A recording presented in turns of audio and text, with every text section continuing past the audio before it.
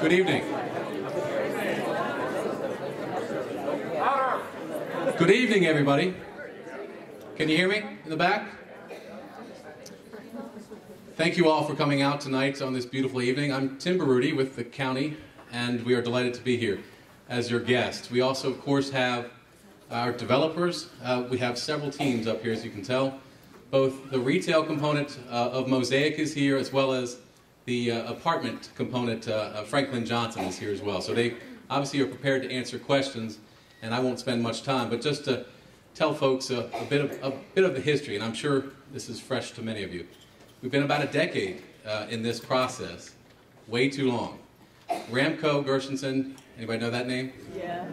Right, they've let us all down. Quite frankly, they put their stockholders in front of Stafford County residents. We, about 2 or 3 years ago, said, we want you to sell the property. We're tired of going back and forth with you on this matter. You're not showing any forward progress. They had spent some money and had some good plans, but as you all know, it didn't work forward, minus the Class A office building, which is pleasant, but again, it wasn't the full picture. It wasn't what we were promised.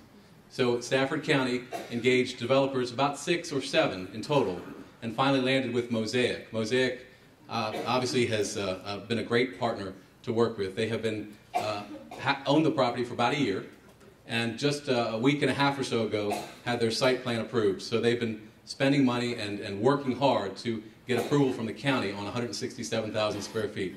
So I certainly don't want to steal their thunder, but we've got Aaron Sodi who will tell you his story and give you a bit of an update on the retail project. Again, we also have Tom Johnson and his team will tell you a bit about the apartments. Tom obviously is here to talk about various aspects of their project, including the financing, which I know many of you have questions about. We didn't know, the county didn't know about the financing they were pursuing. Bottom line is, they have pursued financing. Again, Tom's here to talk to you about that. We also can't do anything about the financing. I know there's been a lot of questions about that. But having said that, I'm going to let these folks tell you their story. And obviously, we want this to be an engaging conversation. We'll try to recognize folks and give them a microphone. We are taping this so that folks who couldn't make it tonight we can replay this on county video. So please know that we're going to try to get all your questions. We're here as long as you are. So again, thank you for your time. With that, I'm going to pass it over to Aaron Sodi.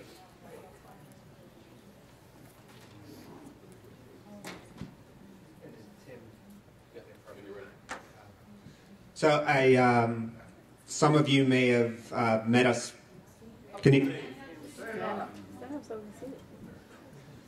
So hello, I'm Aaron Sodi from Mosaic Realty Partners. Some of you may have met us before at a ceremony we had back in the fall. As Tim said, we purchased the property from Ramco back in May. We spent speculatively, in the $6.5 million range.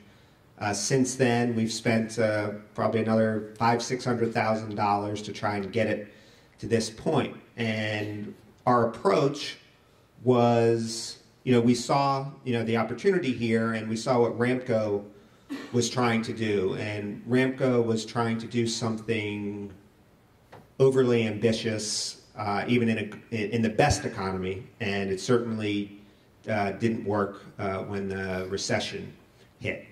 So we decided to scale it back a little bit, and actually scale it back a lot, but to actually accomplish something and do something very practical. And what we've decided, what we're doing is a grocery-anchored retail center. It's 162,000 square feet. We're kind of co-developers, not in any formal sense, with the men, seated here, and we're excited about being part of both the community, but also being a big appeal for us was being part of I think is it 256, 287, 256 Class A apartment units, and that was also quite an appeal to our anchor tenant also. We've advanced things pretty far. We got our site plan approval. We hope very recently. We expect to be, in heavy construction in the summer. We've had a a little bit of a delay in the process. The kink in the armor there was and I'm being a little bit cryptic, but there's 3 tenants on the site. One of the tenants has been causing us a little bit of a delay. We've had to get them to agree to certain things to allow us to go forward with the grocery anchored part of this. And they've just been a little slow, but we've formed an agreement with them, and we need to get their final committee approval. And when that happens, we're going to be out of the ground. Our anchor tenant, the grocery store, is going to be 76,000 square feet, total development 162,000 square feet.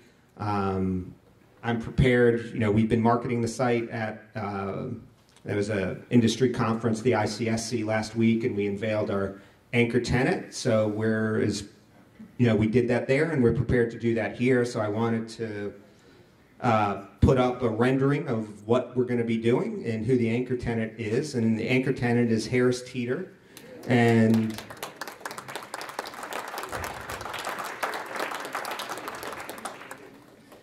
it's going to be a 76,000 square foot Harris Teeter, which is their largest prototype right now. And part of why when they have a large store like that, they have an abundance, they use that extra space for an abundance of kind of finished food products and, take home and eat in, that sort of stuff. And they're extremely excited about this location, and they've had to hang in there with us as we work through this issue with the tenant on site. But I think we've done all of that hard work. It's behind us, and we're just getting ready to get started. I hope you like what it looks like. We're excited about it. We've got, of the 162,000 square feet, including the Harris Teeter, about 100,000 square feet of it accounted for. And we're now, in terms of unveiling it, now is when we're really getting into marketing it for the rest of the tenants. And we're going to bring you, whatever we think the market will bear. The tenants will decide if they want to be here. We can't control that, but we're going to do our best to create a center that everybody's proud of. And that's the update.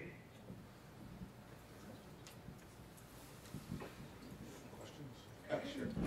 I'm more than happy to answer questions. Sure. Anything going on with the movie theater? The movie theater is right now on a month-to-month lease, and we gave various options to our anchor tenant and said, could you be here, could you be here, could you be here? And it was no, no, no, we want to be here. And that was at the back of the site, to draw people in, and that's where the movie theater is. So there isn't a scenario where we can keep the movie theater.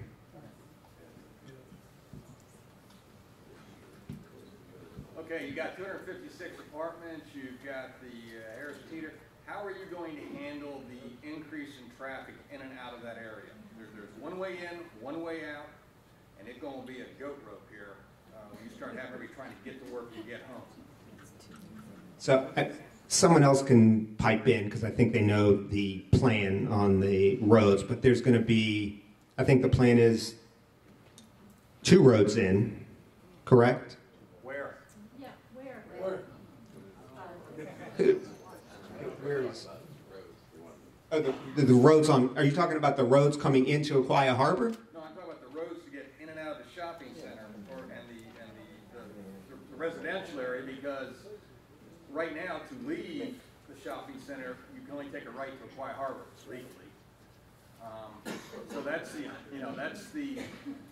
I'm not worried about Aquia Harbor. I'm worried about where are those people going to go to come in and out of that facility, the shopping and the residential. Right now, it's jammed up in a problem already. I see it getting better. There's going to be the main road off of Route 1. There's going to be the one road off of Washington Drive near the Best Western that's there right now. And there's going to be another road. turn is only a right turn in, and it's a right turn out legally. Of course, the chief does go down there and sit there to make sure that's doing less. Check chief. So really, we're going to have an additional entrance at the back.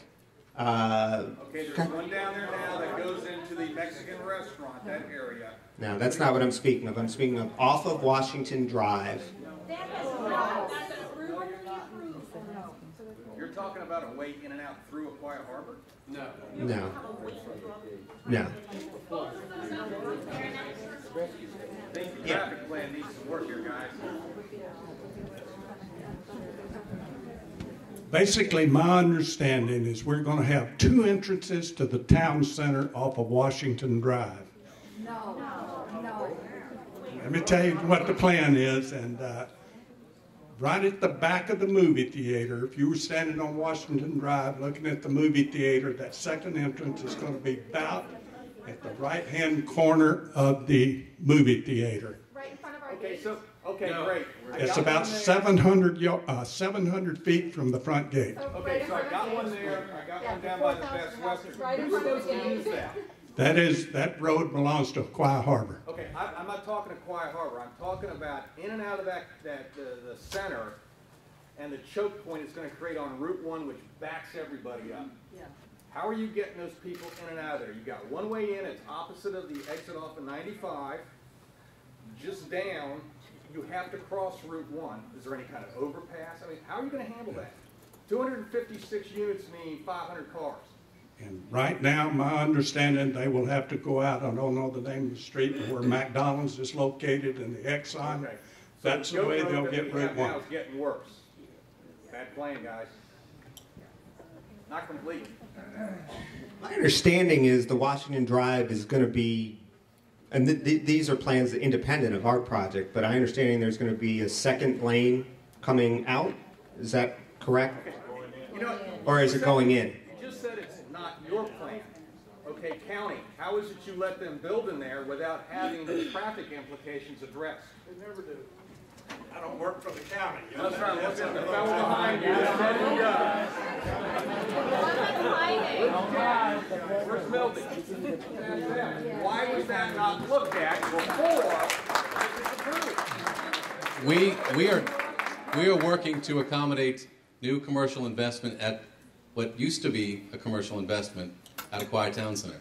We're glad to get you better answers on road improvements, Okay, and so I can't do that at this point. let's put it off and not answer the questions here where we're supposed to. Sir, I'm not going to make it up for you.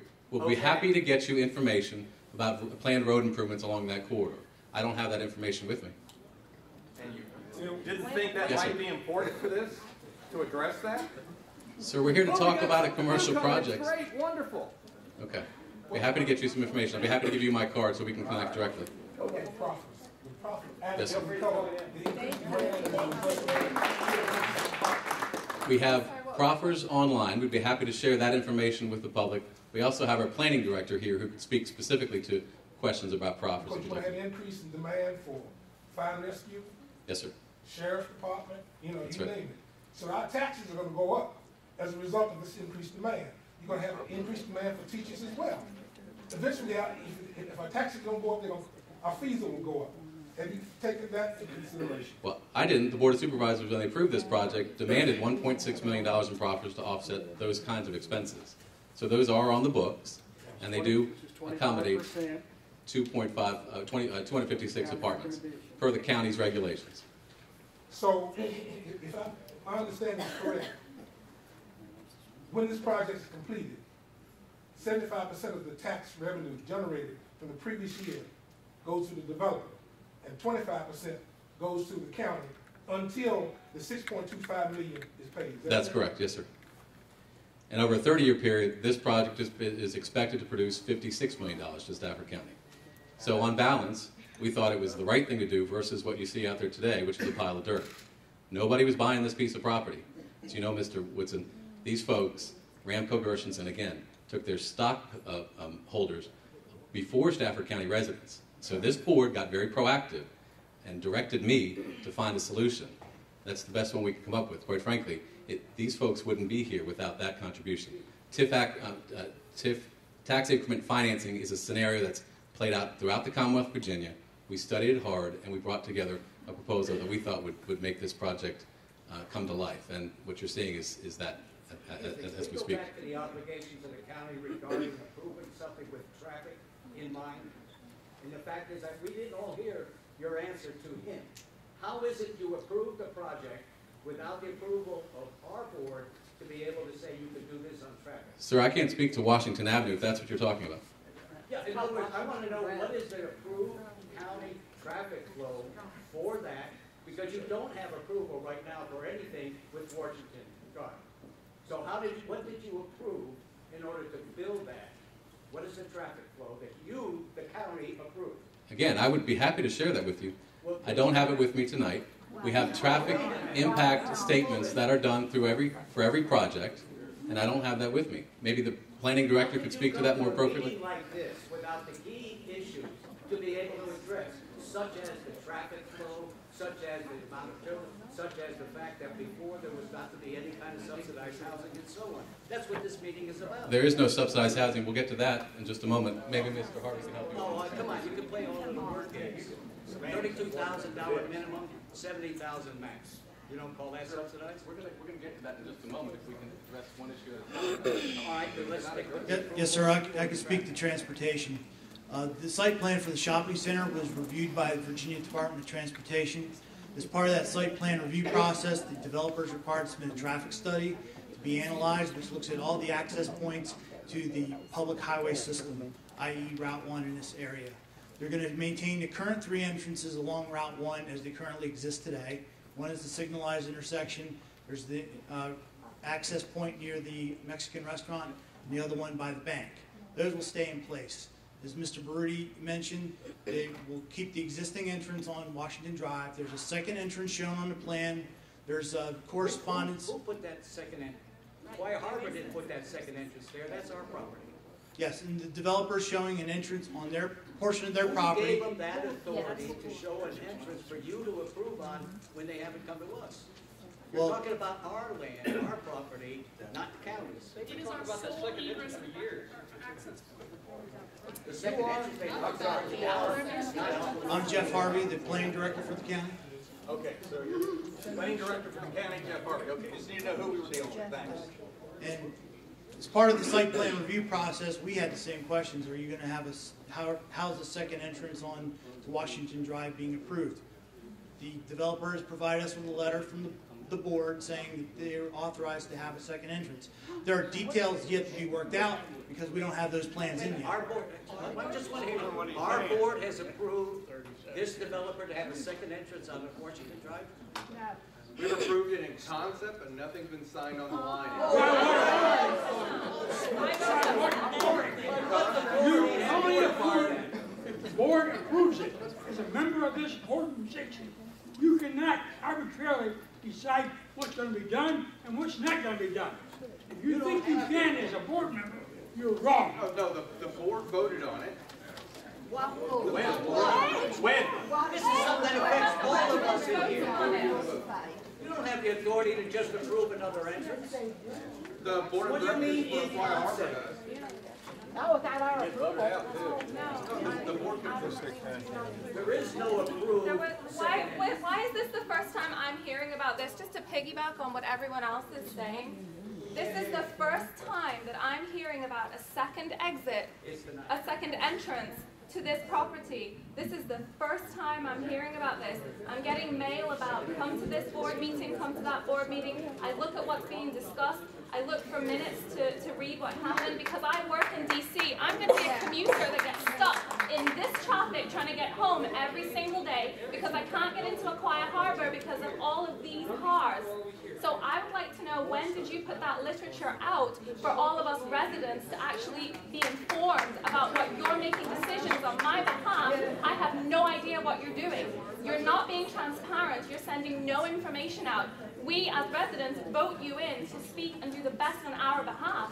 But you're not doing the best for me. I have no idea what you're doing. I've received this much information about the decisions that you're making on my behalf. I pay money. I pay my fees here. So what are you doing with my money? So we're going to post that information in the minutes on our website as well as the Facebook page. It's a bit late after the fact when you're already telling us you've signed off on it. So number one, this crowd should be at every board meeting. Then if you want to be fully informed of what's going on, I would love to attend, but like I say, I work in DC and I chose to live here. I can't make it to every meeting. But you're signing off on something and making a decision. You've made a decision. You're telling us in theory you've already signed off on something that most people in the room here clearly have no idea about. And from what I'm hearing, most people did not know. I personally was in a meeting downstairs last fall where this was discussed with a picture on a piece of cardboard about that size showing what was going to be done. It was in this building last fall. it was in the country club. Country Club, excuse me, the Country Club last fall. Yes.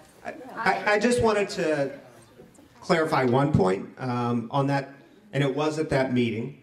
But that second entrance that was conceptually, being considered, just so everyone knows, it is only for the harbor.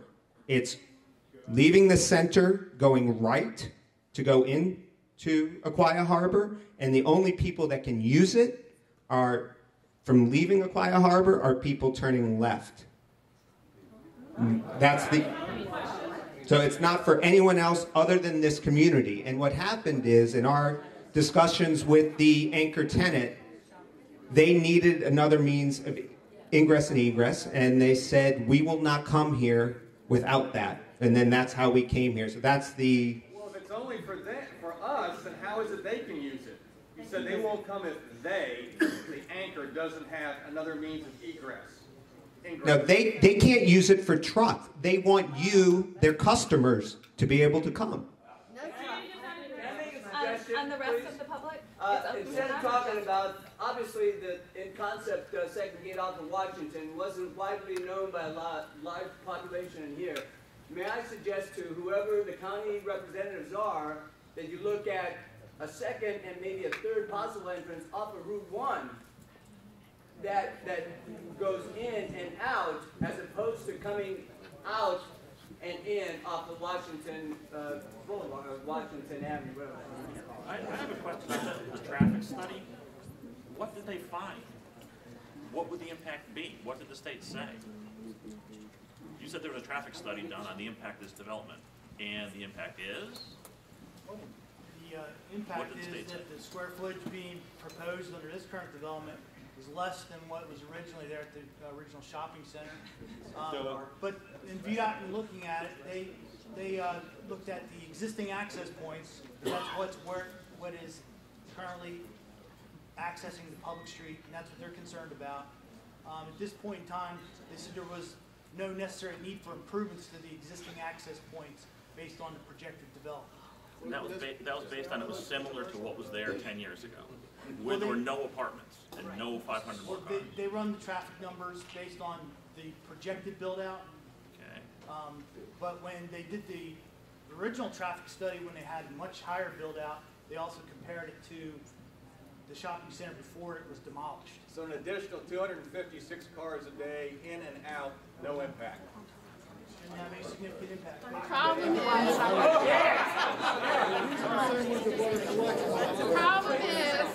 nobody has considered, or it doesn't sound like they've considered, the traffic backup and delays that these express lanes have caused and created over the last year in here.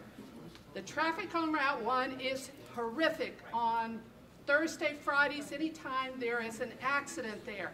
When you did your traffic studies, did you even consider the impact of those express lanes on the traffic that Route 1 is now going to have to bear? I don't know that specific answer. I'll have to look at that and get back to Mr. Langer about the details. Is that traffic study on your website? No, but we can put it up on the website. Wouldn't you just post every study you do? No, for by rights, they call by rights development, we normally just post what the development proposal is. We don't post all the details with it. The only time we post detailed studies is if it's a public hearing item. Well, the simple question is then, if you don't get access off of Washington Drive, can they proceed with this development? From a county perspective, if they remove the second entrance on Washington Drive, it more than likely be fine, because VDOT, again, is going to look at where the connection ports are on the Route 1. The second entrance off of Washington is not required for county approval. That's correct. Okay, thank you. But the anchor store won't come if Hey, it's not there. that's a different question. That's I for the got you. anchor store. I have a question about the anchor store. Do you have it in writing that the anchor store is coming? Because as we all know, the Giant Food is being sold, and there's strong rumor that Cerebus, which is Harris Teeter and Kroger, are the purchasers. No, Food Lion is owned by Ahold. The Food Lions are staying, Giant's going away from 610 South, and realtors from some of these other grocery stores, Teeter included, were in those buildings. So is that in writing that Teeter is coming? Did you have a contract with them? There are contingencies for them to come. One of them is an entrance off of Washington Drive, as well as other contingencies. We want to take all your questions, but let's move on to the apartments and then come back to other questions if we could. I don't want to lose the opportunity to get Tom Johnson and his team in front of you, so let's do that. Can't hear you. With that, Tom.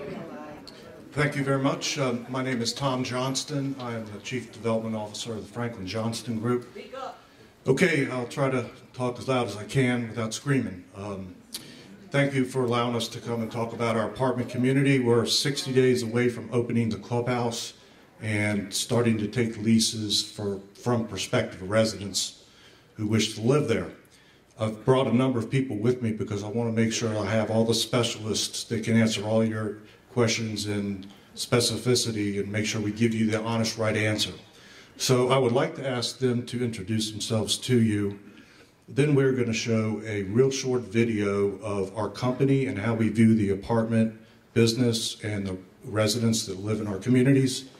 We're going to talk about what Aquia 15 Apartments is, who will live there, and then we can proceed with questions and honestly answer them to the best of our ability. So Chris, would you mind introducing yourself and your title? My name is Chris McKee, and I'm the President of Operations for the Franklin Johnston Group. Hi. Good evening. Thanks for having us. My name is R.J. Nutter. I'm an attorney with Troutman Sanders. We represent Franklin Johnston Group throughout most of their projects throughout the Southeast in the United States, and we're pleased to be here tonight and answer any questions you might have. Good evening. I'm Marie Peace, and I'm the Director of Compliance for the Franklin Johnston Group. Hello, my name is Myra Silvera, and I will be the Community Manager of Aquia 15 Apartments. Hi, my name's Kristen Fates. I tried to say hello to some of you as I was entering. If we don't get to all of your questions tonight, come find me and I'll provide my contact information to follow up with you afterwards. Charles, you want to start the video? It's Charles Mixon with our IT Director of our company as well.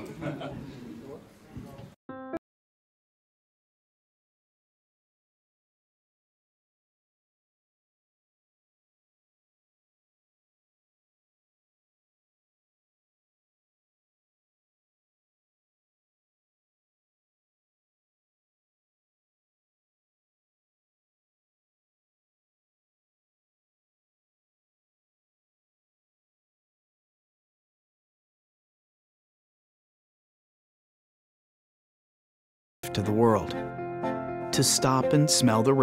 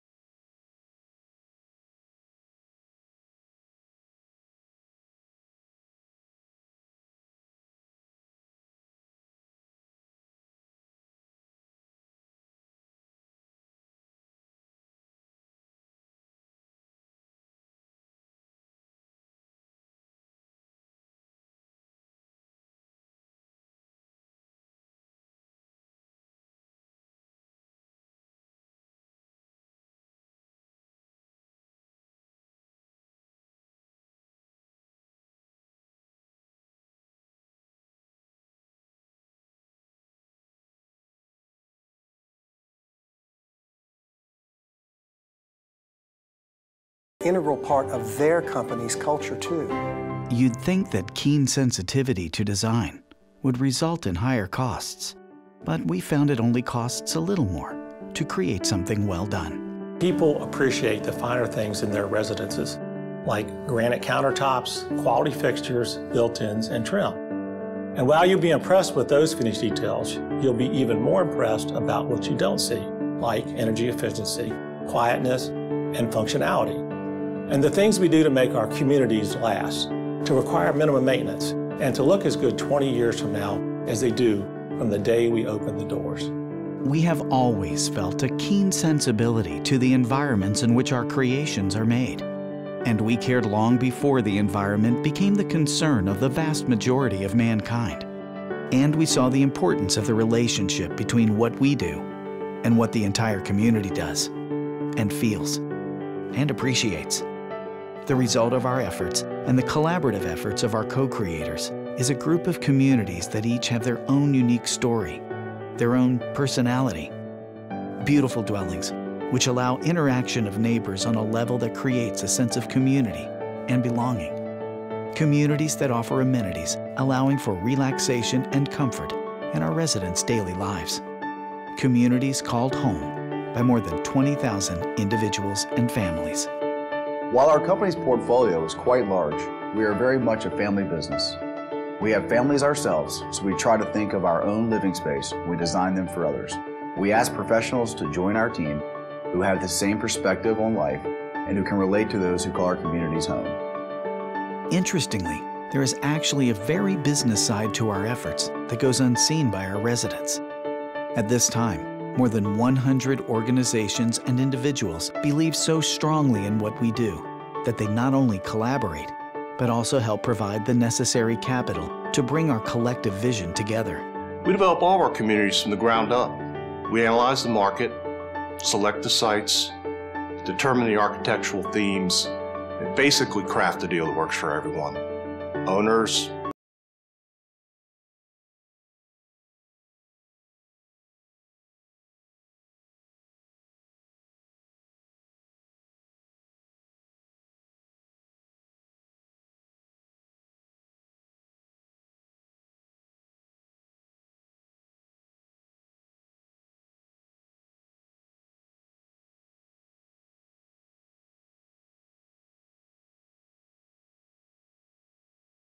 people choose to call home. We are the Franklin Johnston Group. We are the future of apartment home living. Working with the business, not one place in there did you talk about the impact on the existing community. I can answer some questions after you let me present the project. I'll be happy to. Let the guy talk. Thank you. Aquia 15 is a $50+ million community. The cost per square foot of Aquia 15 apartments really exceeds most custom homes in the area. And I honestly think that your supervisors did a very good job holding the developers of the commercial and the apartments to extremely high design standards that basically will last the test of time. I'll just read off a few amenities that our community has. It'll probably bore some of you, but we have almost 10,000 square foot two-story clubhouse with a state-of-the-art fitness center, cardio equipment, free weights, a yoga and Pilates studio, resort-class swimming pool, sun deck, stainless steel gas grills, an executive conference room for folks that have small businesses that will live there, free Wi-Fi, a resident club lounge, pet stations throughout. We also have a policy whereby we take the DNA of pet samples, if you will, such that if anybody leaves their pet samples, we're able to track those residents down and find them. So there won't be any dog poop in Aquia Town Center. We have... That's right up your alley, huh? 24-hour maintenance. We accept packages for delivery of our residents. We have monthly social events. We have a preferred employee program. whereby folks like the county employees, the hospital employees will get discounts to live there, waived fees. So folks that work in responsible jobs, we want to encourage those folks to live there. The apartments, they're fully equipped designer kitchens with stainless steel appliances, hardwood cabinets, granite countertops, hardwood floors, modern lighting package, private balconies, oversized walk-in closets, full-size washer and dryers, pre-wired for high-speed internet, energy efficiency called Earthcraft. So the project really is, we think, the best apartment community ever built in Stafford.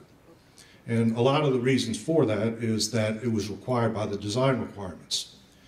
So we're really excited about it. We financed it through the sale of tax-exempt bonds, and that was really done to protect the interest rate risk that we would incur during construction, because that loan type locks the interest rate when we start construction rather than when we complete construction. And that's really a developer risk management tool that we use. I'm sure a lot of you know or have read or heard that we did obtain an allocation of low-income housing tax credits, and I'll go into that because I'm sure once you understand what that means, you won't be as concerned as you may feel right now. And we sold those tax credits to Wells Fargo, which generated about 25% of the construction cost to build this $50 million project. So it was a trade-off. We traded quality for a limit on the resident income level that can live there. What we did, like most businesses do, is we looked at the market, we looked at where the market need was, and we adjusted our product and our pricing to meet the need. What we determined was the need was for people that worked in Stafford to have a place to live. So we designed it for teachers, firemen, healthcare workers, managers of retail establishments. We did not design it with rents north of $2,000 where people from Fairfax County or Arlington could come down and live in Stafford. So it was designed for the people that work in your community. And the trade-off was we get $10 million from Wells Fargo to build a better project, and we basically don't rent it to wealthy people. So that's kind of the story. Now, what I think is most important is the quality of the development and the management company who will manage it and work with your community on an ongoing basis. So I would like to let Chris McKee talk about the management company, how we select the residents that will live there, some of our policies, because we want to be valued members of your community. We really do. Myra will be able to be on the property every single day. I could probably give you her cell phone number, but I might have to walk back home. But anyway, we are responsible. Good people will live there. It will be your teachers. It will be the people that work in your dentist office. It will be the people at the hospital. It will be your football coaches. And that's who it's really designed to serve. Chris?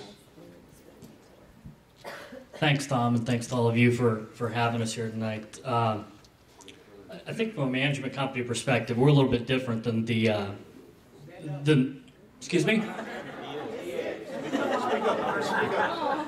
I'm standing, sorry, I'm not any taller.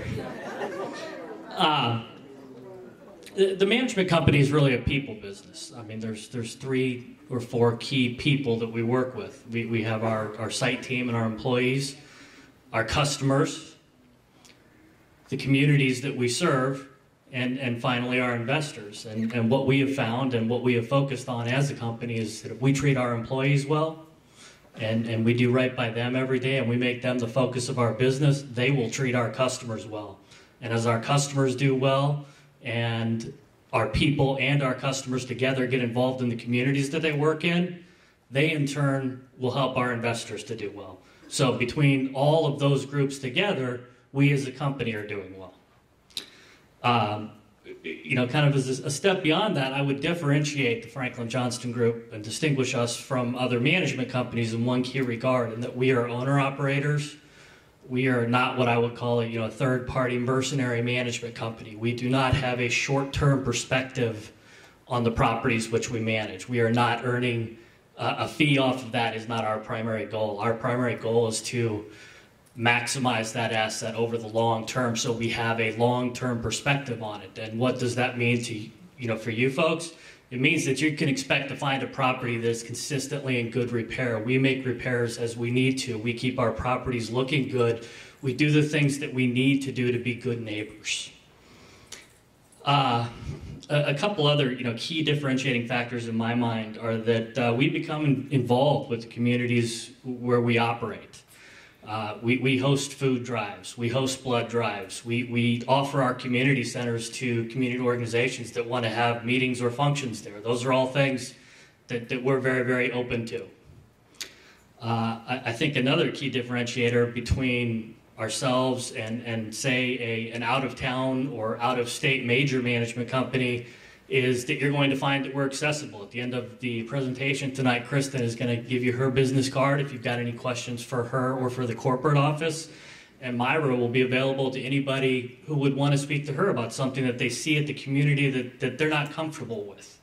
And I don't think you're going to find that if you look at a Riverstone or a Greystar, companies that are managing 500,000 and 600,000 units. I also don't think you're going to get that from a company that maybe only manages one deal. We're kind of in the sweet spot between the two of them. We own that deal. We're concerned about that deal. We're concerned about the community that deal is in. I think next on my list is that as a professional management company, we have certain standards which we have to adhere to. And one of those is in terms of identifying the creditworthiness and character of the residents who will be living with us. We use a company called TransUnion, which I think and hope most of you are probably aware of. They're one of the major credit bureaus. So whenever anybody comes in to apply with us, they have to go through a credit check, which will rank them or score them, if you will, somewhere between 350 and 850. And in order to live in our communities, typically, you've got to have a score of 600 or higher when that pops out on the other side in order to be deemed credit worthy. Now, if a person clears the credit check, they're also going to go through an extensive criminal background check. And I got to tell you, I speak a lot or have across the country as it relates to single family. There's no credit or criminal going into most of those houses. If you can afford to buy it, you can buy it. If you want to move into one of our apartments, you've got to be deemed creditworthy and you've got to pass a criminal background check. And that criminal background check is going to check everything that they can possibly get to, including the sex registry and any of the other registries that are out there. So by the time that they're done going through both of those and that they've checked the evictions or anything else like that may pop up, we have pretty good residents coming to live with us. And we actually take the extra step of calling rental references to make sure that we're not getting residents that are going to skip or require eviction again on our watch. I think finally, one of the things that I would really, again, that I think is big, and Tom touched on it, but as I've gone through our communities, our typical residents are your teachers and your public servants, the folks that are working in state, city, or municipal governments. So again, we've got a dynamic mix of people that I think add and enrich the communities in which that they live in. Finally, I would just highlight that the income profile, the folks that we're working with and that we're inviting to come live with us is anywhere from $31,470 to $76,000 approximately. So we're providing housing that is affordable for the types of jobs that I just mentioned a second ago. And finally, I think it's important to quickly talk about the fact that the rent profile that we have is anywhere from about $1,150 up to just north of $1,570, which again is not cheap by Northern Virginia standards, but by the very same token, it is affordable enough that the sorts of jobs that we just talked about can afford to come live with us, and they can afford to live in a nice place. So, I think from a management company perspective, what I really wanted to hit on were those key points that I think as a professional management company, we can be a very, very effective and productive partner to work with you all and to make Aquia Harbor a great place to live and work. Question for you. You know, Yes, sir. In the letter we got that announced this, it talked about the range, salary range of 33 to 70, and then it said after that first year there was no salary requirement. Yeah, What was that about? it's tremendous. Just to give you a little background, back in 1986, when Congress went through tax reform, Congress said, Section 8 public housing isn't working. The only people can live there are people that don't have jobs. And then when they go out and better themselves and get a job, they're kicked out because they have income. It's not going to work. It's perpetuating poverty. We need to design a middle-class program whereby when people initially qualify, they can go back, they can get their master's degree, they can get promoted, they can go to medical school and they won't be asked to leave. So that's what this is all about. We have people that live in our communities that earn over $100,000, and why would they want to leave? They're getting a Cadillac product for a Chevrolet price, and it's helping people. So that's what that's about. Yes, ma'am. On the flip side of that, 32,000 being the minimum means you can have two workers making $15,000 each. Well, the qualification, yes, go ahead, I'm sorry. After that, say one of those people loses their job after a year. It says here that they're not going to, I brought the letter with me just to verify what you said was true. After that, no one's going to check up to see if anyone has that income. So now you're back in the same level of, oh, okay, well maybe they can make the rent and not. And now they have a lease.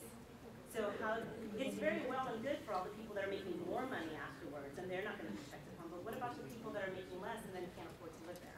I'll comment to that, and then I'll ask Chris McKee to give you the real answer. But we are very much like a mortgage company, whereby to qualify for a mortgage, you have to earn a certain amount to obtain that mortgage and buy a home. So we are very similar to that. We just want to make sure that people earn enough money to afford the rent in the apartment they're going to live in.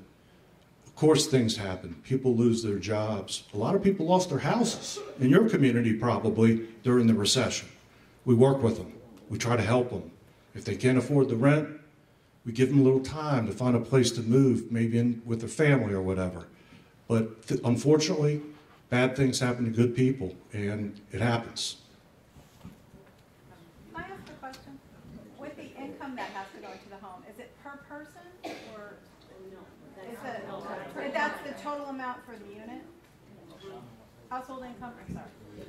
Well, our apartments are... I'm sorry, let me just explain. Yes. I have for years have been saying that it's a shame that our teachers in this county have nowhere to live. We get tons of single adults who come here from Pennsylvania, New York to find jobs, and they're working in our schools during the day and waiting tables at night. And I think it stinks. They have bachelor's degrees, some of them have master's degrees, and they need a place to live. If our teachers were living in these homes, I think that's fabulous. But if you have two teachers, their income then could potentially be more than what is allowed. So I was just curious, is that a household income? Is it a per person income? I could really relate to that. Okay. I have a cousin who works I grew up in Loudoun County. I have a cousin who was a teacher. She has a daughter, and she has a master's degree, and she lives in her parents' basement. She's 33 years old. So I can relate to that, and that's who we're trying to help. Those people deserve a nice place to live without having roommates at some point in their lives, right? So yes, if there's two teachers that are roommates, they probably, depending on their starting salary and their tenure, they may be over the 70. I mean, it very well could be. There's no question about that. But this is really for non-roommates, if you will, that are trying to get ahead, trying to better themselves. Maybe they have a baby on the way. That's who this is for. So I don't know if you've researched the figures, but a firefighter, for example, starts at almost 40. So if it's a husband and wife team or roommates, they will never be there because they're over your limit already. The second point is that, we all know from experience what happens when you can't keep your apartment. What do? You ask another family to move in. What's your policy with that? How will you monitor that? We have 7 apartment communities in Northern Virginia that I believe close to 2,500 units. Financed like this, we had 2 vacancies out of 2,500 apartments. Cadillac product, Chevrolet rent, tremendous need. It will lease up faster than you can imagine, and we will probably maintain a waiting list, 200 or 300 people deep. What's the maximum occupancy for each unit? And how are you going 2 people to per bedroom is our policy. So, and how many beds? So some are 1 bedroom, some are 2. And how are you monitoring how many people are actually physically living in the apartment? I think that's the question we're asking. How are you monitoring that? How do you stop people from living there then? Like, how do you not have a family of 8 living in an apartment that's designed The easiest answer to that is we're in those apartments to conduct, random things such as air filter changes. When we go in there, if you see additional occupants in the unit, they're going to be dismissed. That's actually one of the advantages of the type of program that this is. That was the question.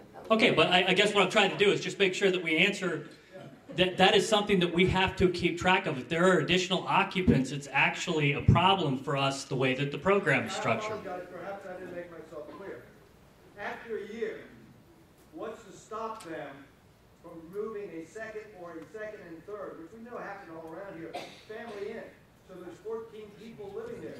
Do you have a written policy where you will evict them after the first year if they're more than the amount supposed to? Yes, as Mr. Johnston just said, we only allow 2 occupants per bedroom. So if we see that there are more occupants than that in the unit, they will be evicted.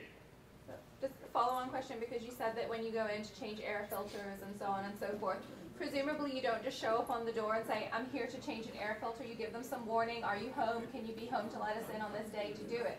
So I can then ship my 10 family members out for the day, and your people come in and change everything. So, With due respect, I've been in this business a long time. I can tell a unit that's got 10 occupants in.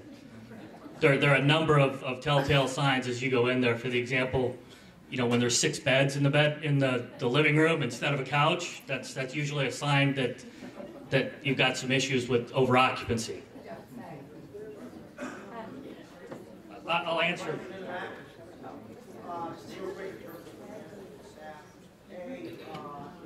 Security-wise, is there security staff on site? And B, vehicles that are parked in your parking facility, will they have stickers authorizing them to park there, things like that from the management side? Answer, yes. Yes to both. How many parking spaces are allowed per unit or in total? More than what's required by the county. Are they going to be parking garage plus open space? No, all surface parking spaces.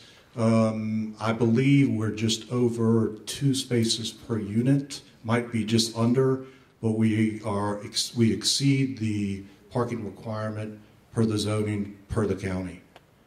And believe me, we'll work very carefully with our residents to make sure there's no parking issues, no overflow issues. It's real important to us. I have a question. Yes, ma'am. I watched your video. It looks like a lovely place to raise a family. How is it that you only allotted 0.2 children per unit? Every market's different. We particularly, in this case, limited the 3-bedroom units to deal with the school children generation. Well, exactly how many 3-bedroom units do you have? Only 24 out of 256 units, less than 10%. Excuse me, I'd like to follow up on that point. Who gave you the 0.2? That is a national standard of. Who gave you the 0.2 for Stafford, Virginia? We go by the ULI. No, we actually did. We used industry standards. Well, we purposefully minimized the school children by reducing the number of 3-bedroom units. Your supervisors did a real good job on that as well by limiting the square footage of the units. And that's a profit requirement. I think you're going to find the school children to be lower than your suburban apartments. I have a different question. I live in the front of the harbor. Yes, sir. Every morning I walk out my front door and I see your buildings. And it looks like there's 5 giant aircraft carriers moored in my front yard.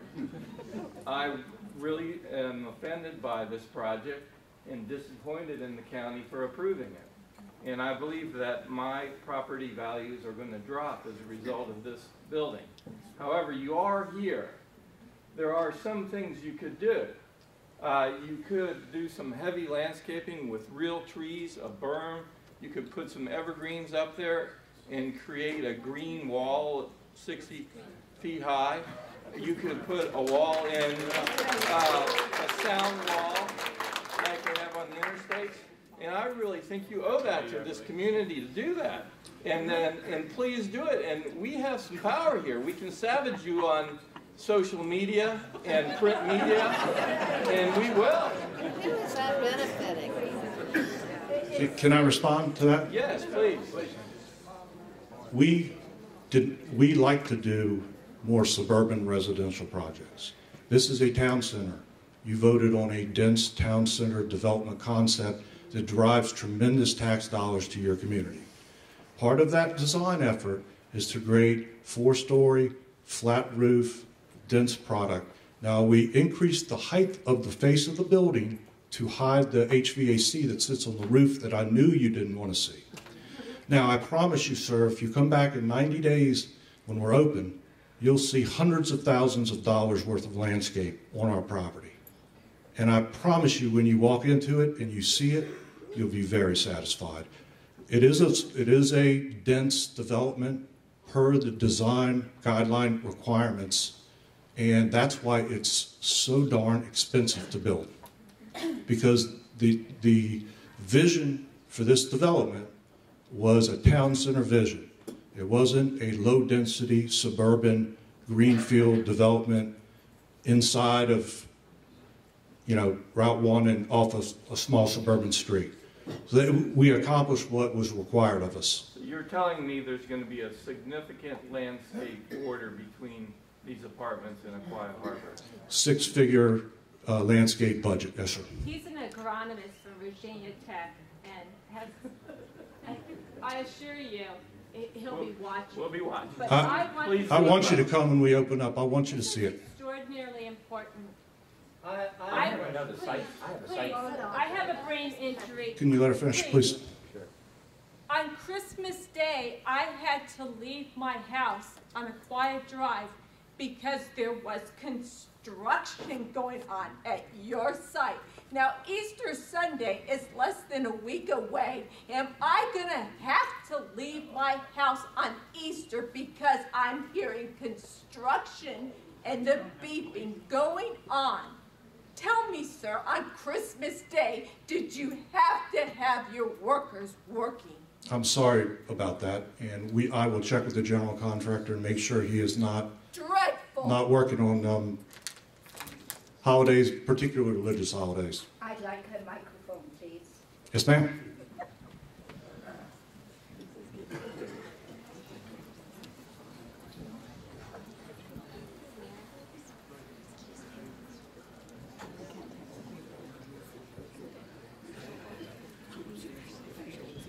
I'd like to agree with this young lady who's just gotten up here who has a brain injury. I too have a brain injury, and I have never lived in my house since April the 10th last year. And there is a terrible, terrible mess there. Have you got any representative here who was building the site? Henderson and Company. All right, sir, I'd like you to answer a question for me.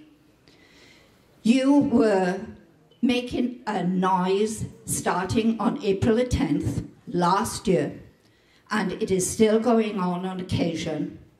I would like to know what you are going to do about the 7.4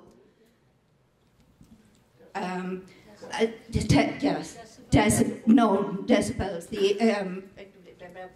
I too, like I say, I too have a brain operation. And I think there is something to do with this. Okay. Okay, hold on. There was this, it's the same level as a 7.4 earthquake level. And it was going on from April the 10th last year, right through Christmas. And I think that we need to have some satisfaction that you are going to help us relocate, because if you come back and see the mess that is back there, this lady is on a choir that is backing up to a huge tank, septic tank, and if you go up there and walk on top of it, you can see the air holes that are being forced up there. Is it air that's coming up, or is it methane? And what's going to happen when a heavy rain comes and that side goes sliding down and covers those 24 houses that are on the bottom of Aquia, leading to Columbus Cove? That's one of my my things that I want to say about. The other, well, the other thing is that you were shattering the earth when you were building this, Henderson and Company.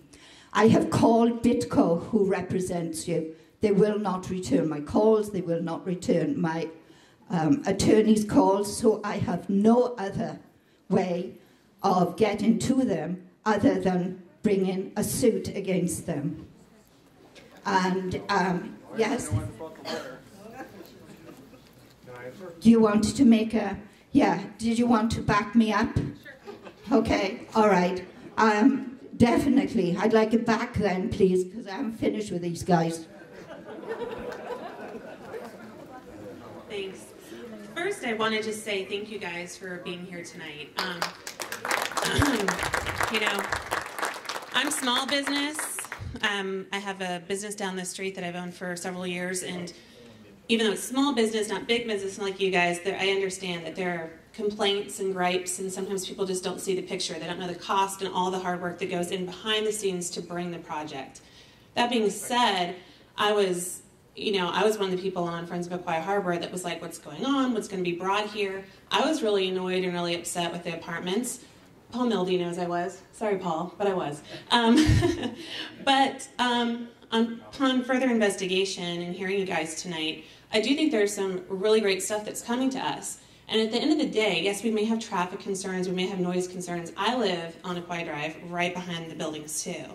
But I have a place now that I can envision after seeing this and know that like our kids are going to have a place where we can go and walk up as a family and have some place to eat besides mixed, which is great, but we have some variety coming in. We have something that's much better than, mounds and mounds of dirt. And the fact of the matter is that these guys are dealing with property that was handed to them. This property, its entrances and exits were already in place by our city planners.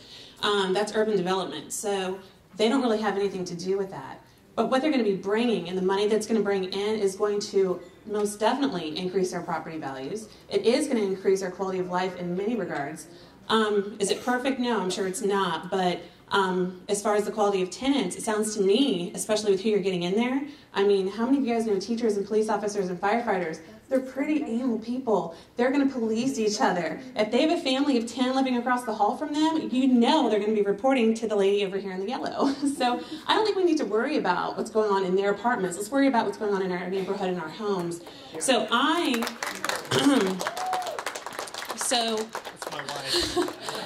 So my point is that let's represent our neighborhood a little bit better than we're doing. We all have a right to be upset or to have our opinions, but let's also thank these people because they have families too. They have homes, they have a livelihood, and they're here tonight trying to answer questions. But I will say, from now going forward and in the future, the number one thing that you can do is these are exciting changes, but they're also scary changes. We want to know what's going on. Like when you tell us Harris Teeter's coming, awesome. I mean, soccer mom's dream, but but then you kind of backtracked a little bit and said, well, they haven't signed on the dotted line. Please tell us that, because if you guys are upfront and just communicate, set those expectations for us, we're going to be a much nicer crowd. So, but thank you guys. I'm excited for it. On that note, really quick, I did pass around a sign-in sheet earlier, so if you could make sure to write your name and email on that, we can help keep you in the loop on happenings and when our apartments are opening and things of that nature. So, I have a site I'd like to address the young lady back there, and then whoever's next can. Ma'am, I don't. Oh, there she is right there. Okay. I'm sorry about the noise. Our workers do work long, hard hours, and we could either build it slowly over multiple years by working less hours a day, or we can build it as fast as we can and get done with this noise and get good quality people and be non-nuisance to you. I can assure you, I'd love to give you a tour of the property in about 60 to 90 days. I can assure you that this storm sewer structure that you see sitting outside will be buried and there will be beautiful green sod underneath of it. We still will be under construction and through August, but then we'll be done. And all of this noise will go away. And when you think about it, $50 million in 15 months, pretty good, pretty fast. And I'm sorry that it's been noisy at times. All of the hard equipment type of work has been done. All the site work's done. No more bulldozers. You'll hear air guns nailing things, and that's about it. But construction, it's noisy. And we did the best we could, and if you'll just continue to let us know when you have problems and issues, all we can do is try to respond the best way we can. And I promise we'll do that. Yes, sir. I have a side plan question, and Jeff might be the person to answer this. My wife and I have lived here for over 40 years, and we have been concerned about entering from Route 1, coming into Aquia Harbor. The fence and screening there has been just often a nightmare, falling apart, patched together, gone with everything else. Could you tell us what type of screening or something that will be there and the quality that may have, so that sort of shields people, particularly when fall is there and the vegetation's gone, from the backs of all these buildings that you see with their electrical hookups in the back and whatever? I think you're speaking about the out parcels, the retail out parcels in particular, or is it the apartment buildings? It's the out parcels. Okay. Coming in Aquia Harbor. I'll let Aaron address that. On the right-hand side, that on Washington Drive, that fence there is sort of been a joke. It runs all the way from the town center down Washington all the way to and the behind, gate. it goes down Aquia Yep. Drive. Right. Well, I will say this and then let Aaron discuss that with you. He is the developer of the commercial. We entered into a complicated agreement called a Reciprocal Easement Agreement that says that we will share in the cost to maintain the streetscape and the town center drive coming in and try to make that as aesthetically pleasing as possible. You have to understand, Aaron hasn't got his approvals to build his shopping center yet. So really the construction needs to be taking place before the beautification. Otherwise the equipment destroys what you just beautified. So it's coming, I promise you. Can you tell us what it's going to look like? I have a safety issue.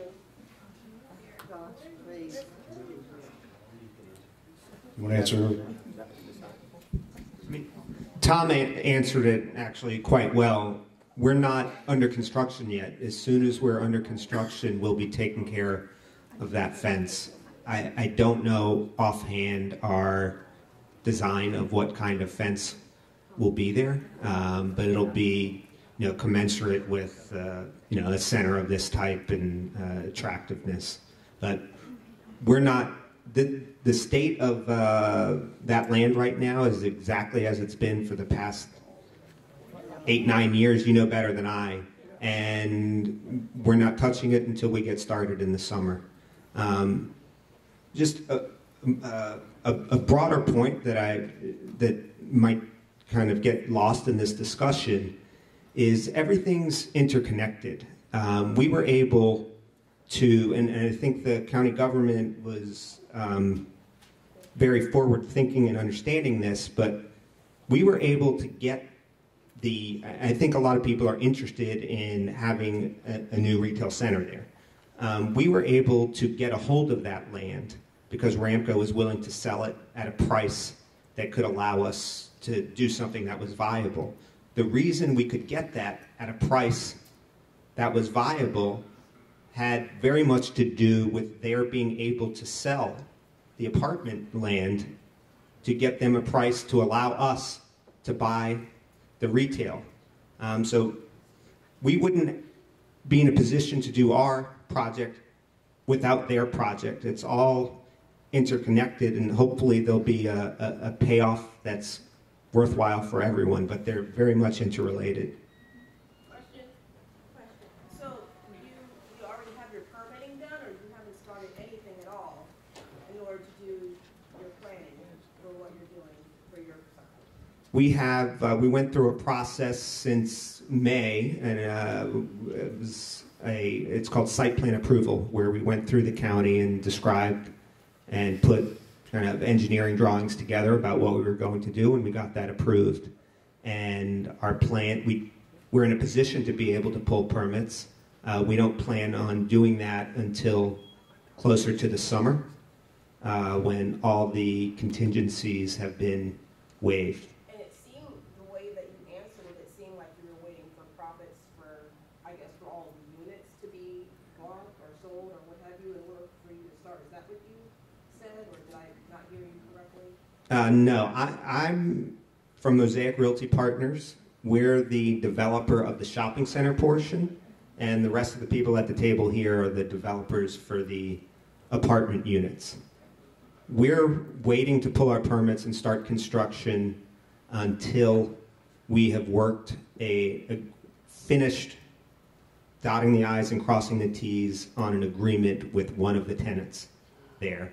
We're not particularly concerned about getting there, but that process is probably going to take another 45 days to go through it. It took us about a year and 5 months to get them to agree, but we have that agreement.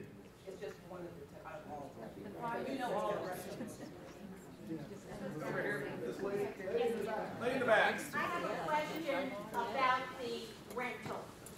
$1,150 a month. A person earning, or a household earning $3,200. When you take into consideration the amount that will come out in taxes, because I'm assuming you're talking about gross income. When you consider what comes out for Social Security, income tax, all the other taxes that come in, and if they have a medical plan, that comes out. How is somebody making, or a household making $3,200, $32,000, going to afford $1,150 a month? We are very much like a mortgage company. We do not want anybody to spend more than 1/3 of their income in housing. That includes utilities, maintenance, taxes. When they pay their rent, they get all that.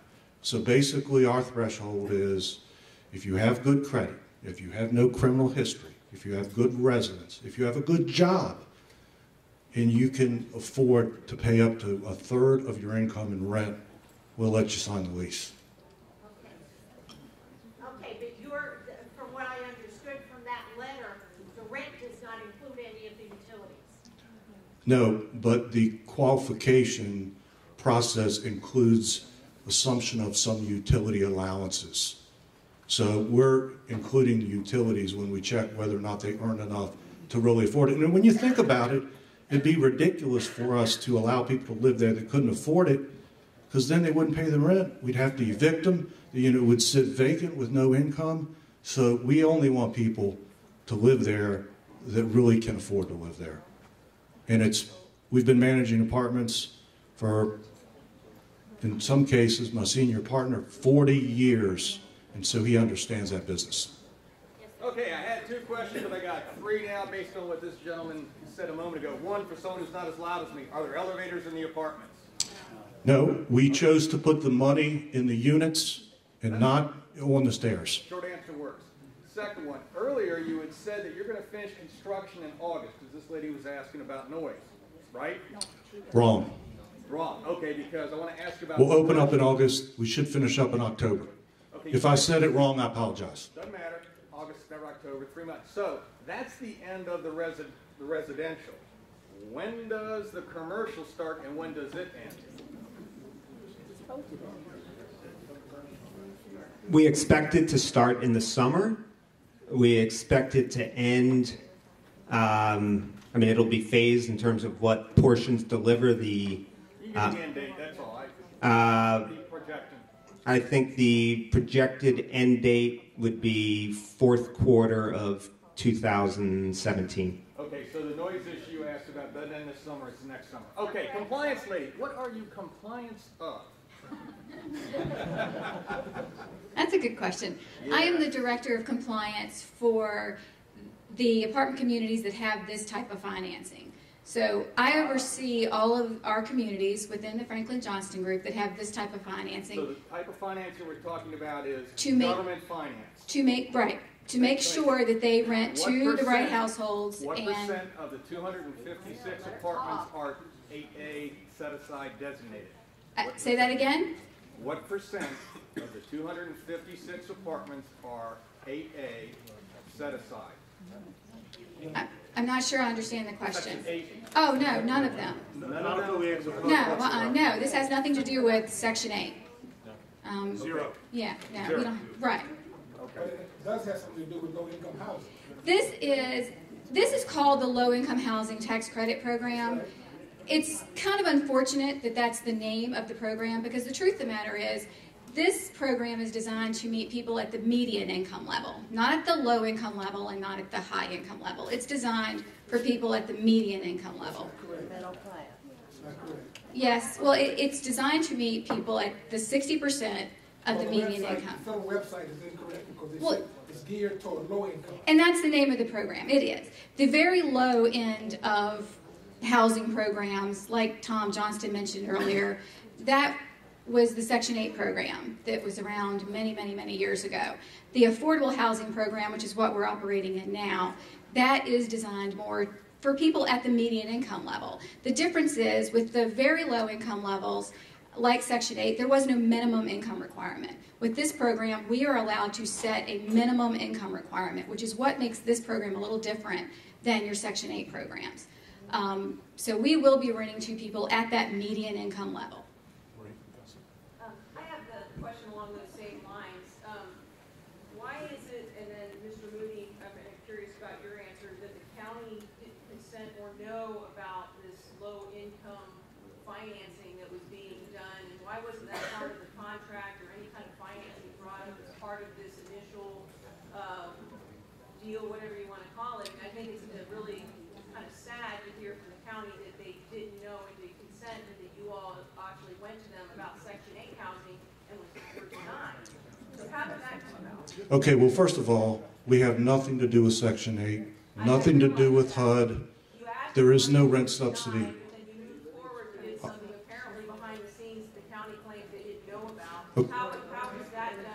I'll be happy to answer a question. It's really simple. Local government really can't control who people rent or sell their house to and for how much. That's a by right of a homeowner. We can't tell you who to sell your house to. The government can't, and how much to sell it for. It's not appropriate for them to do that. It's not appropriate for them to tell a business who to. For your 1,100 to 8, or to now it said 1,800 here. Now you're saying 1,550. But it's because of this financing that was essentially what Stafford County said is why the rent starts at $1,100, which is only $100 more than the cheap apartments right behind Mine Road, and that's not a place you want to drive at night. We based our target market on where the need was. It wasn't financially feasible to develop apartments that cost $50 million and import people from outside the area that can pay $2,500 a month in rent. We did 3 market studies. It would have never happened. So we were able to, again, trade quality for a limit on not housing wealthy people. And it was a good deal. What about the young professionals that are working for Task and Booz Allen and Northrop Grumman in that large building right across from your apartments that are probably making just slightly over your high end, so they can't live in the apartments right next to this, the young business professionals that you're trying to get in there? Yep. A developer named H.H. Hunt is developing 288 apartments just down Route 1. They beat us to the punch. And then you have a town center project that's planning 450 apartments in that $2,000 rent range. So with that type of competition and a real thin market for the number of people that can pay over $2,000 a month in rent, we decided to serve the need. Well, to be honest with you, Mr. Sodi will tell you that most of the people that are working Harris Teeter will have income limits, including the managers, the butcher shop, the retail managers. So, yeah, they don't have the road yet.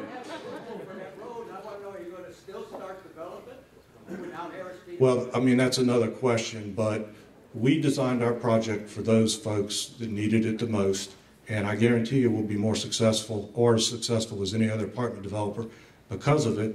And as Mr. McKee told you, there'll be good, responsible people that live there. We can't do everything. We're a business, and we have to make sure that we market our project to where there's a market. And there's no way we're going to be able to get $50 million from lenders. They know there's not a market for it too. It just wouldn't have been financially feasible. So we did the best thing that we thought was possible, produce the highest quality development and serve the greatest need. And it could be your children, it could be your parents, it's probably going to be your teachers, your healthcare workers, the people that work and manage Harris Teeter. We can't serve everybody. There's limitations, but the trade-off we think is very appropriate, very good. Our management company will do a real good job, I promise you. And if we don't, we're going to let you tell us about it and we'll correct it. Well, the low end, I noticed that it said that it's estimated to be $1,100. Is it $1,100 or is it estimated to be $1,100? Well, when we're renting up, we're going to get as much as we can. No, what is your bottom line? The market will dictate if we have to charge less than that. We fully expect to get $1,100 for a one-bedroom. If they start the lease slower, we'll have to adjust it. Excuse me? What are you marketing and advertising it as? $1,150. $1,152, $1,150. To draw a deal if someone comes in and says, oh, I can pay $900? Well, you know, the thing about it is when you're trying to sell your house, you try to get as much as you can, right? We're going to try to get as much as we're trying to make money.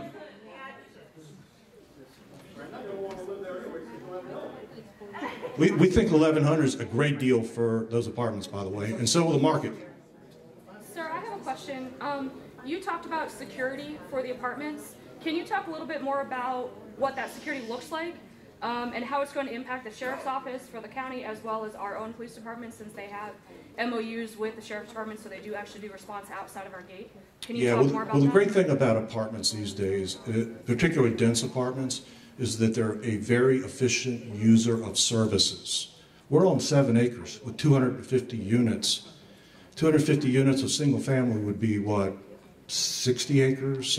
All spread out. Cost a lot more to police it. But what we're going to do is, just like trash, which we pay for to be privately picked up, as opposed to coming through the county money, we'll pay for the security, if needed, on our own dime. Because we need to make sure our residents are safe. So we're not doing it for really the community, we're doing it for our own residents, but the community will be a beneficiary of that. We don't anticipate any problems. We're going to screen these people extremely well. So what you're saying is that if there is security that's going to be needed, you are going to pay for it, but in the interim, if there are police calls there, increased police cars, because there's more people there, there's going to be increased calls, it's still on the county to respond. So it's an increased call volume. Just like every other residential community in this county. But there's something different here. We're not only a community where people live, we're also a business. And we have people that work on the business every single day.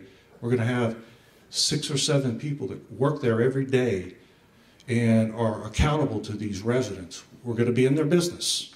The maintenance engineer is going to be in their apartment. We're going to know what they do, how they act. We're going to be a lot more on top of our community and its security issues than larger, sprawled out, not to say anything bad. I mean, I live in a single family community too, but we've done this a long time. We manage 10,000 apartments. We don't think your area is going to be a security related problem for us. We just don't see it. But you never know. There'll be people shopping, there'll be people interacting. This is a mixed use community, and we'll adjust accordingly, and we'll do a good job. I have a question on the commercial side. So you mentioned you're marketing this place for development. What's your vision for what's going to be in there other than a grocery store? In the ideal world, what do you guys want to see in there? What would be the perfect mix of what? Do you have any leads on anything? Anything in mind? I mean, I don't have a complete answer. I mean, we see a mix of neighborhood retail. There'll be fast casual restaurants. There'll be, it might be a sit-down restaurant. There'll be a dentist. There'll be a hair salon. Whatever, we're going to get the best mix that complements each other. There'll be I imagine, like a ice cream place, a dessert place, just a complete mix. But the market will dictate. We can't will it.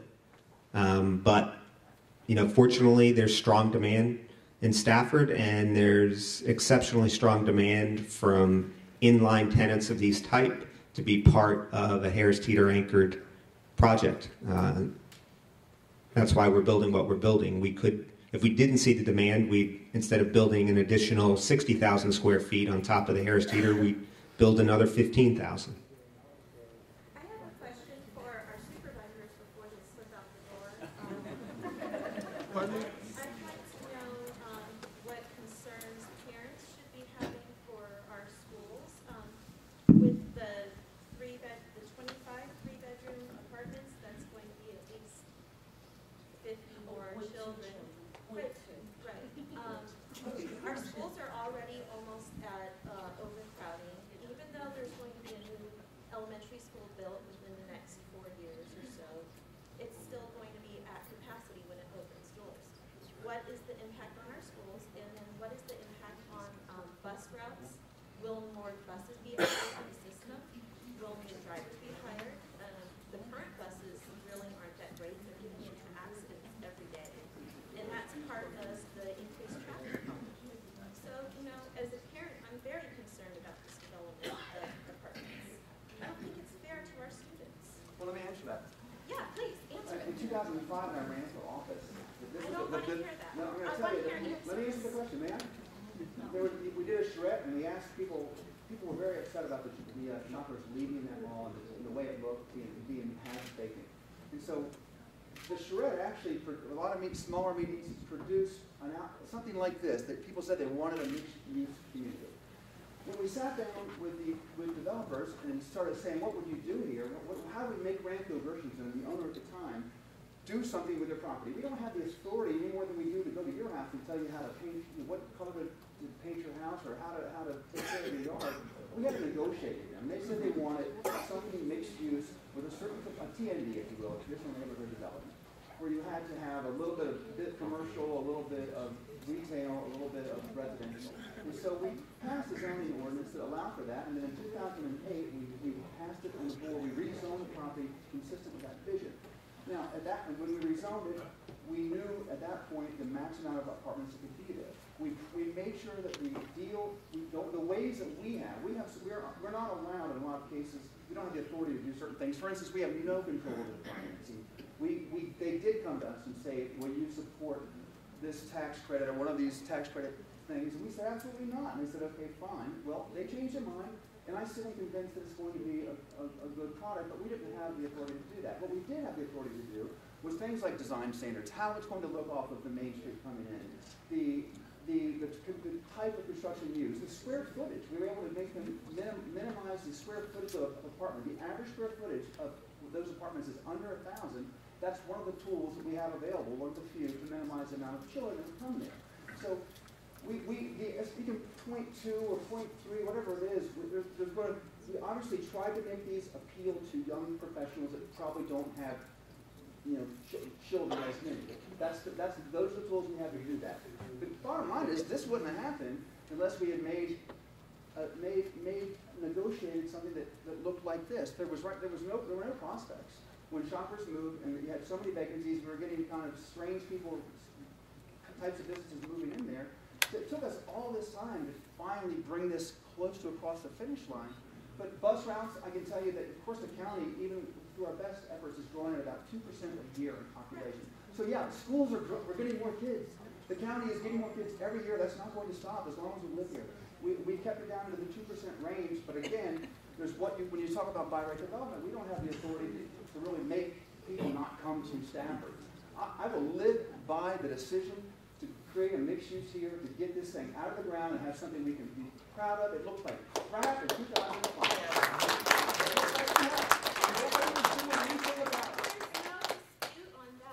50 kids is what they're guessing. Answered my question. 50 kids will build one elementary school bus. So that's at least one extra bus. You don't know if it's going to be No, Jack. No. They need to know the history of how we got this thing. I'd be happy. No, I don't, because you weren't on the board. I know you were. I was on the board, that's right. All respect, sir, I've lived here for several years. I understand what it's looked like before. I understand, I've read and researched quite a few county papers. So I understand the history of all of the Ramco, Gershwin, and Springfield. I understand it. Just because I'm young doesn't mean I don't understand it. But I have concerns about the students in this county who are shortchanged.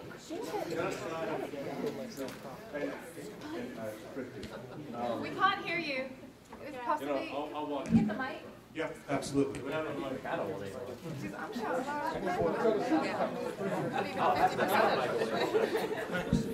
All right, for those who don't know me, I'm Jack Cavalier. I'm the Griffith Widewater Supervisor, and Mr. Milday is the Aquia District Supervisor. I have lived in Aquia Harbor since 1987. Next year will be 30 years. I've been on the board of directors in here for 6 years. I've been on the County Board of Supervisors for over 12 years. I was not on the Board of Supervisors when this project was approved. But that being said, I support this project because this project will revitalize that shopping center and will enhance everyone's property value in here. So I know that it's not perfect. It's not as it was originally intended because Ramco Gershon went out of business, basically. They divested themselves from this property. Now, I know your concerns are about the school too, and that's what I'll talk about now. I'm not on the school board, but right now we are not over capacity in schools. Brook Point, we're adding an addition there for 400 students. Not too long ago, we built the Shirley Heim Middle School. Almost, but not there yet. And keep in mind that just because a school reaches capacity doesn't mean the entire county schools are at capacity.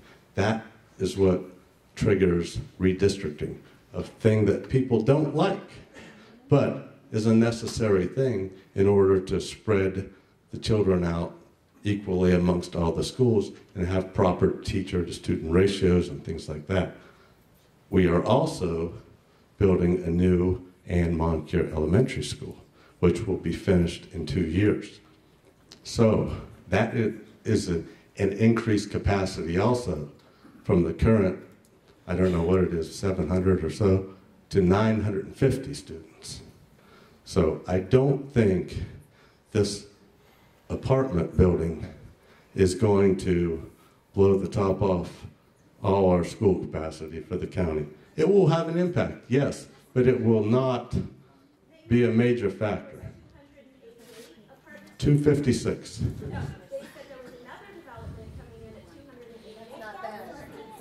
We're only talking about Aquia Town Center today, man. If we want to talk about the whole county, I'd be happy to do that, but I don't think the crowd here wants to hear that. So, but just keep in mind, Mr. Milday and I are looking out for your best interests. And know, when this issue came up for the tax crediting financing, we specifically said, we do not want that to happen. And this group up here was there. They sat in the meeting with me just a little over a year ago, and they're willing to admit they said no at the time. Their position changed, but the county government doesn't have any authority over that. Just like we can't discriminate with housing. You know, we do have federal fair housing acts that if you do something like that, you're going to get put in prison. The board of directors in here has no authority over that. They'll get in trouble too. So you have to be reasonable. You know, it's just something that is not in our control as to what financing is used for these type of projects. Question on the Fair Housing Act, maybe for the attorney. The criminal background check, are you legally allowed to deny someone housing based on a criminal record? Yes. Yes or no? I just don't know. Yes, sir. Thank you very much. Yes, we are allowed to check criminal. No, I didn't want to check. I said deny. Yes, this is private property. We're still subject to the Federal Housing Act. However, we're able to make decisions about who lives there and under what conditions they stay. So yes, sir. Yes, you can deny them if they have a criminal record. Yes, sir. Will you deny them if they have a criminal record? Is that your default policy?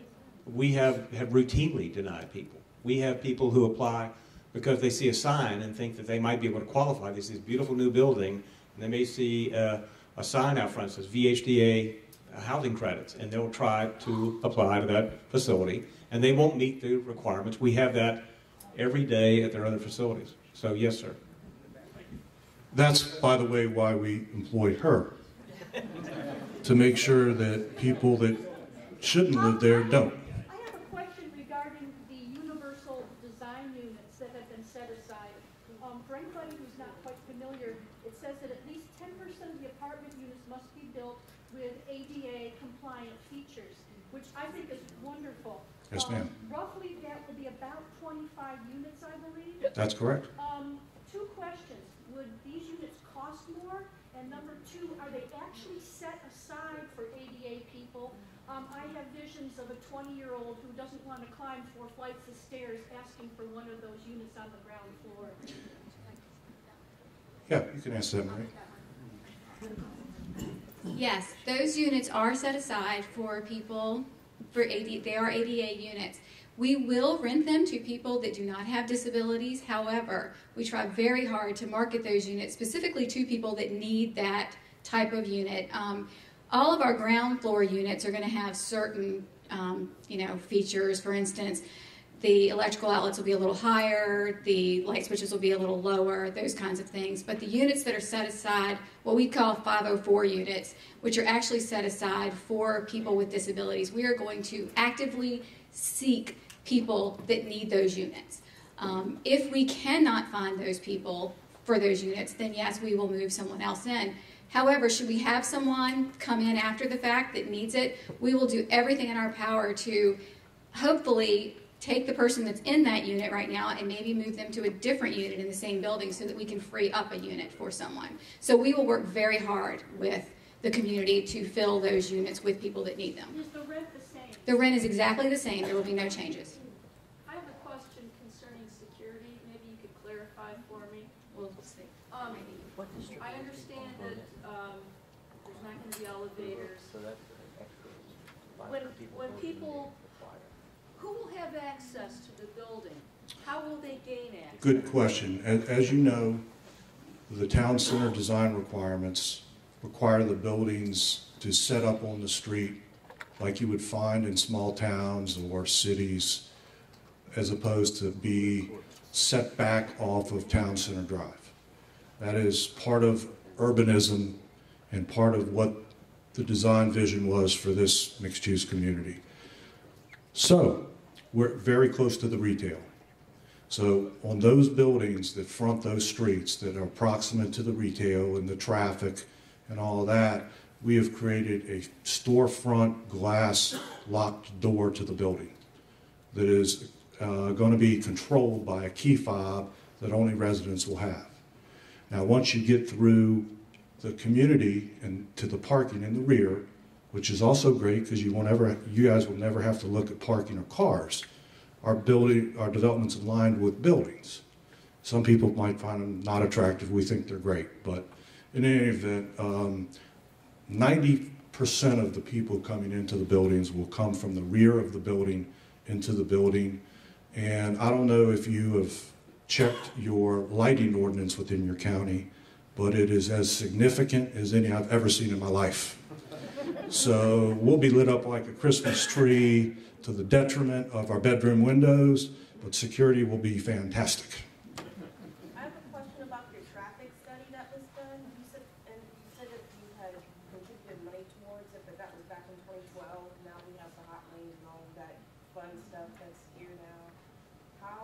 What are you doing with the changes and contributing to it?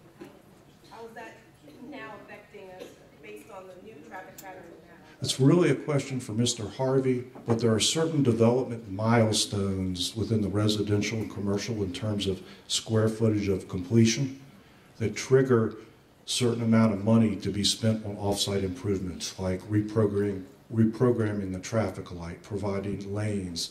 And it was all negotiated as part of the proffers when the property was rezoned in 2008.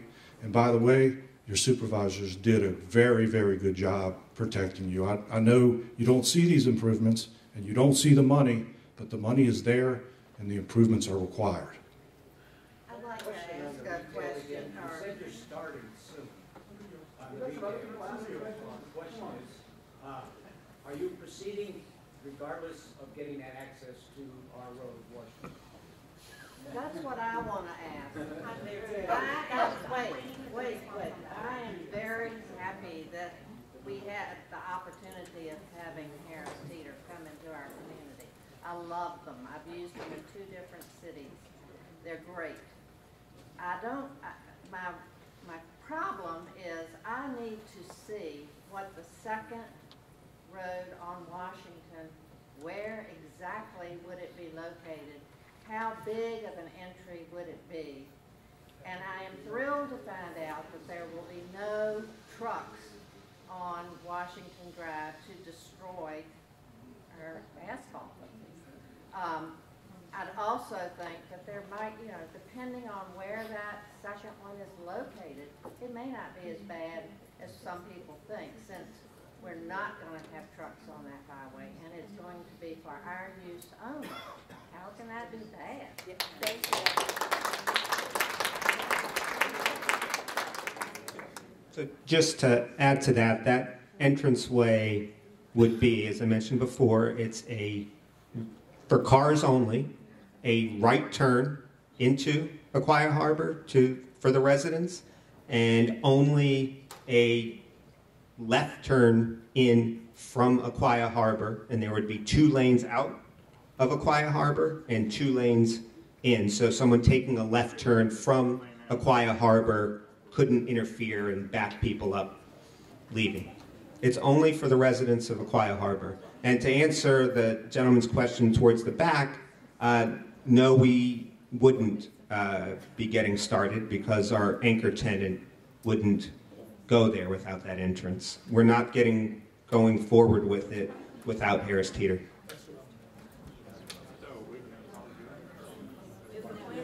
I would just like to say thank you. Thank you for being here, and thank you for coming to develop this, because right now we have a pile of dirt, and so we're getting these apartment buildings, and I think they look beautiful. They really do. And to be quite honest, we have sex offenders here in Aquia Harbor. We have criminals in Aquia Harbor. So we don't need to be so concerned about what's going on there, because you have it all right here. So instead of berating these poor people that are trying to make the town center look beautiful, I give you a round of applause, and I thank you for finally doing that.